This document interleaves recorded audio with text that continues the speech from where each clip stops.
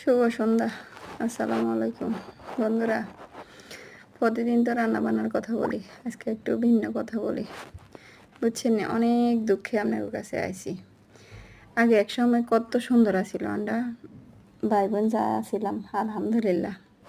অন্তত বিয়ে একখান লাগলে আনের 7 দিন আত্মীয় স্বজন আমরা বাড়িতে বেড়াইতো। বুঝছেন না, একসার ইয়ে তো ইয়ে খাইতো।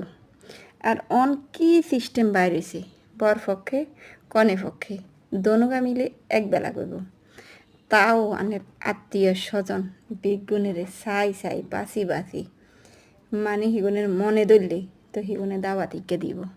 কিন্তু বিয়ে শাদি তো পুরা বছরে একবার দুবার লাগে না, যে কোনো রকম ইকে দুবার লাগে। তোরা ইচ্ছা কিনলে ব্যবধান করস।